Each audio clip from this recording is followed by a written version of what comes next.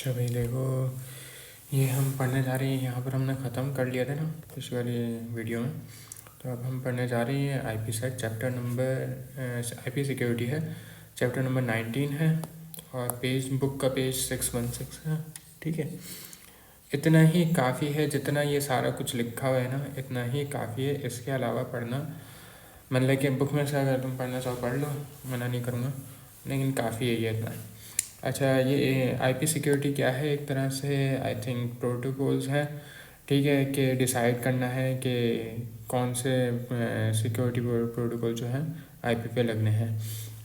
अब इसके डिटेल में अगर तुम इसको वो करना चाहो, मेरे ख्याल से मैं प्रोवाइड भी कर दूंगा इस वाली फ़ाइल में, जो है यहाँ पर एंड में ले जाके इसको ऐड कर दूंगा। आईपी सेक का पूरा जो होगी हमारी थ्योरी जो होगी एडिशनल, इसके अलावा तो मैं बता दूंगा कि वहाँ पर आईपी सेक एक्चुअली है क्या। अच्छा, इसमें जो है आईपी सेक में हमने दो चीज़ें पढ़ी हैं। क्या कहते हैं कि ईमेल सिक्योरिटी के लिए हम जो है एसमाइन और पीजीपी इस्तेमाल करेंगे, जो हमने प्रीवियस वीडियोस में इस्तेमाल किया। ठीक है, और अगर क्लाइंट सर्वर की कम्युनिकेशन हो रही है तो हम कर्बरोस इस्तेमाल करेंगे। ठीक है, कर्बरोस भी हम पढ़ चुके हैं। अच्छा, फॉर एग्जांपल यहाँ पर सर ने बताया था कि एक ऑर्गेनाइजेशन है तो उसका एक इनबाउंड और आउटबाउंड हो रहा है।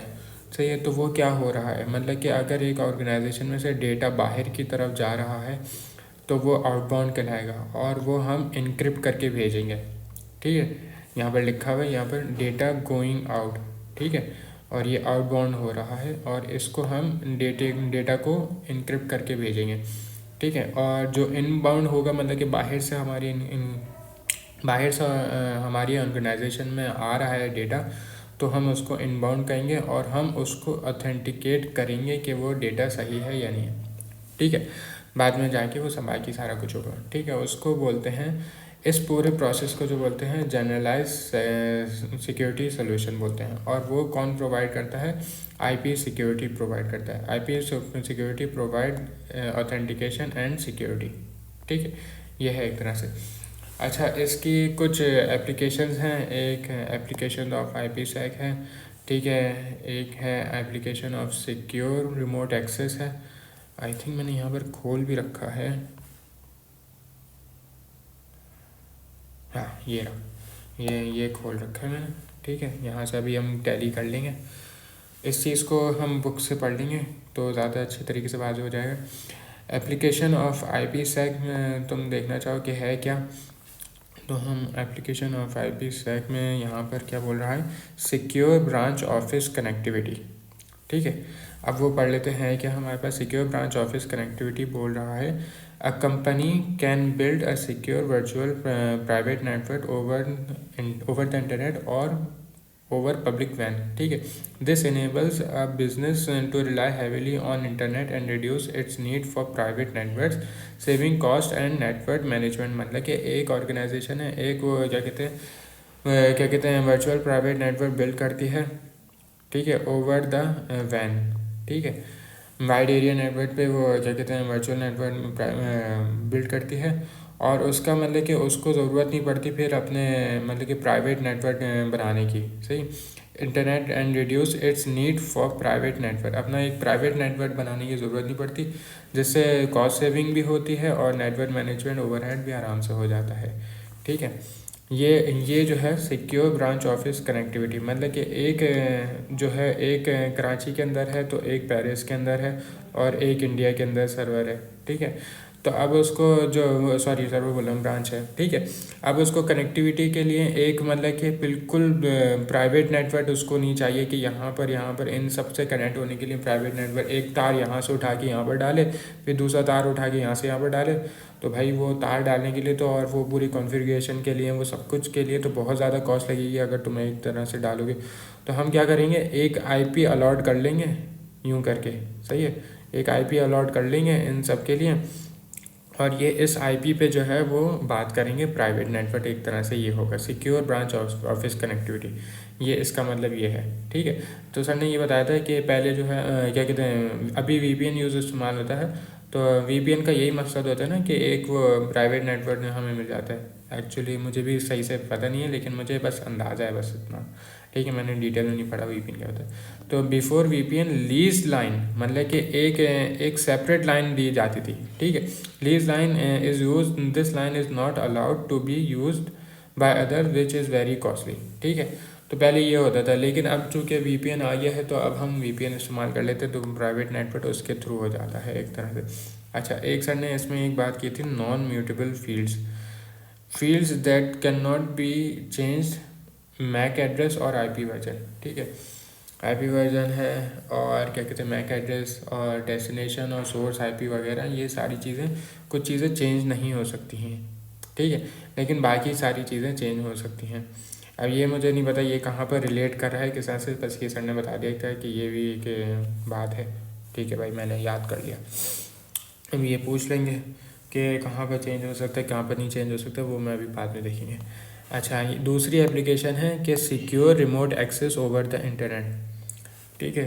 Secure remote access over the internet, an end user whose system is equipped with IP security protocol can make a local call to an internet service provider ISP and gain secure access to company network। मेरे ख्याल से ये वो बात बोल रहा है कि अगर मैं बैठा हूँ यहाँ पर, ठीक है, तो मैं अपने इंटरनेट सर्विस प्रोवाइडर को बोलूँगा कि भाई मुझे एक सिक्योर एक्सेस दे दो, जिससे मैं अपनी कंपनी के नेटवर्क पे मैं बात कर सकूँ या सर्विसेज हासिल कर सकूँ, ये वो होता है आई थिंक शायद से। This reduces the cost of toll charges for travelling employees and टेलीकम्यूनिकेटर्स।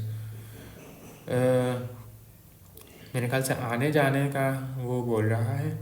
This reduce the cost of toll charges, यहाँ पे टोल चार्जेस से क्या मतलब है ये मुझे नहीं पता, या फिर ये पहले इस्तेमाल होता होगा, अपनी ही होता। फॉर ट्रैवलिंग एम्प्लॉयज़, मतलब कि ये वो बात तो नहीं कर रहा आई थिंक शायद कि जैसे हम यहाँ पर मतलब कि एक जगह से दूसरी जगह जाते हैं, ठीक है, वो उसकी फ़ीस वो मेरे ख्याल से शायद बोल रहे हैं, अगर मुझे नेटवर्क कनेक्ट करना है, अपने वो कंपनी से बात करना है, तो एक जगह से उठ के दूसरी जगह जाऊँगा, या फिर इस तरह से कुछ बोल रहा है I think. Secure remote access over the internet, ये आई थिंक यही बात कर रहा है। तुम लोग खुद देख लेना इसको, मैंने भी इतना ही समझा बस। असल में ये हो रहा है कि अभी मैं इतना ही समझ रहा हूँ और फिर जल्द से जल्द वीडियो बना रहा हूँ ताकि तुम लोगों को प्रोवाइड कर दूँ, ये इसलिए हो रहा है, वेट पेपरों के लिए टाइम नहीं है ना पढ़ने के लिए। अच्छा, तीसरी एप्लीकेशन बोल रहा है कि establish extend internet, to establish extension और इंटरनेट, एक्सटेंड्स लिखा है मैंने, एक्सटेंड्स और इंट्रानेट्स और एक्सटेंड्स लिखा है, सही है। यहाँ पर है establishing extra net and intranet, मैंने एक्सटेंड की बजाय एक्स्ट्रा नेट की बजाय एक्स्ट्रा नेट वो एक्सटेंड लिख दिया, गलती हो गई वहाँ पर। IPsec can be used to secure communication with other organization, ensuring authentication and confidentiality and providing a key exchange mechanism। ये तो इतना ना सिंपल तो समझ में आ गया होगा कि भाई IPsec जो है वो सिक्योर कम्युनिकेशन प्रोवाइड करता है ऑर्गेनाइजेशन को, जिससे ऑथेंटिकेशन और कॉन्फिडेंशियलिटी मिलती है और उसके साथ की एक्सचेंज मैकेनिज्म भी मिलता है उनको, यही बोल रहे हैं, इसके अलावा तो कुछ नहीं बोला। अच्छा, चौथी एप्लीकेशन है to enhance security of e-commerce application, ये भी देख लेते हैं। इन्हेंस इलेक्ट्रॉनिक कॉमर्स एप्लीकेशन, मैं एक तरह से तुम्हें बता देता हूँ, ये 617 पेज पे है, ठीक है, तो टेंशन मत लेना अगर पढ़ना भी हो खुद। Even though some web electronic commerce application have built in security protocol, मतलब कि कुछ वेब एप्लीकेशन जो होती हैं उनकी बिल्ट इन सिक्योरिटी प्रोटोकॉल होते हैं। The IPsec enhances that security, अच्छा सही है। IPsec guarantees that all traffic designated by network administrator is both encrypted and authenticated, ठीक है सही है। Adding an additional layer of security to whoever is provided at the application layer, additional मतलब कि security provide करता है एक तरह से ये। इन्हेंस इलेक्ट्रॉनिक कॉमर्स और क्या कहते हैं वेबसाइट्स को वगैरह जो भी इस्तेमाल हो रही हैं ई-कॉमर्स की प्लेटफॉर्म्स जो हैं उनको इन्हेंस सिक्योरिटी प्रोवाइड करता है एक तरह से ये चौथा वाला जो है। अच्छा, ये देखो कि IPsec के दो पार्ट्स हैं यहाँ पर, ठीक है, एक ऑथेंटिकेशन हेडर और एक है, इसको मैं बड़ा कर देता हूँ अपने पास लिख लेना, इनकैप्सुलेटेड सिक्योरिटी पेलोड, और इसके ये दो फीचर्स हैं कि कॉन्फिडेंशियलिटी और ऑथेंटिकेशन, ठीक है। तो ये ESP पढ़ा जाता है, ESP, ठीक है। ESP जो प्रोवाइड करता है कॉन्फिडेंशियलिटी और ऑथेंटिकेशन भी प्रोवाइड करता है, लेकिन ऑथेंटिकेशन हेडर जो है वो सिर्फ और सिर्फ ऑथेंटिकेशन प्रोवाइड करता है। अच्छा, ऑथेंटिकेशन हेडर जो होता है एक तरह से ये होता है, ठीक है। इसमें पेलोड होता है और हेडर होता है, ठीक है। और इसमें ऑथेंटिकेशन हेडर में ये यहाँ से यहाँ तक कवर होता है। और अगर मैं ESP की बात करूँ, यानी कि इनकैप्सुलेटेड सिक्योरिटी पेलोड जो है वो सिर्फ यहाँ से यहाँ तक पेलोड को कवर करता है, ठीक है। यहाँ पर लिखा हुआ है authentication header provides authentication only, authentication header covers both IP header and payload. सही है, यहाँ पर IP हेडर होगा, ठीक है। IP हेडर को भी कवर करेगा और पेलोड को भी कवर करेगा, ठीक है। और सिर्फ ऑथेंटिकेशन प्रोवाइड करेगा, ठीक है। ये ऑथेंटिकेशन हेडर।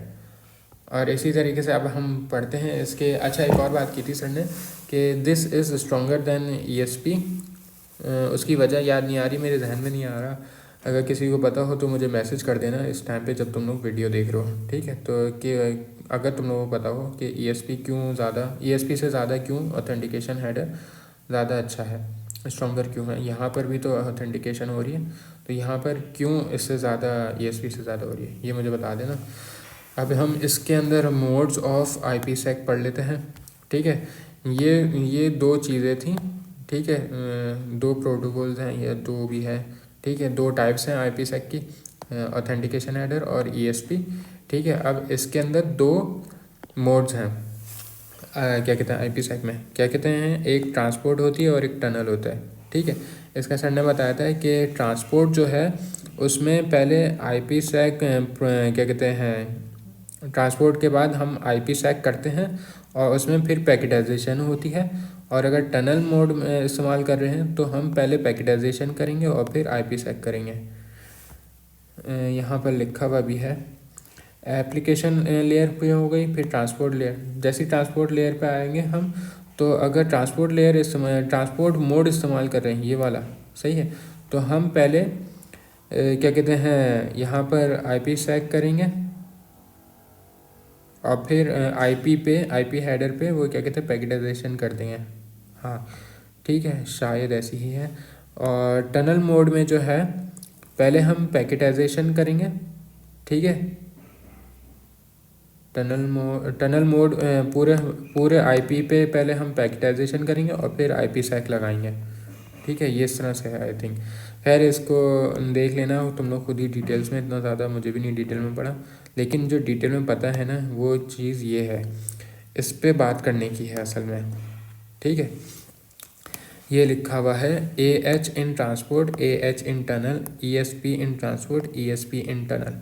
अच्छा, ये देख लो कि हो सकता है तुम लोगों के पास ये एक चीज़ मैं बता दूं, अगर तुम लोगों ने ये चीज़ ये पूरी उतारी है तो इसके नीचे AH टनल वाली जो है उसके नीचे सर ने ये बनवाया था, उसके नीचे ये वाली लाइन नहीं लगवाई थी, ठीक है।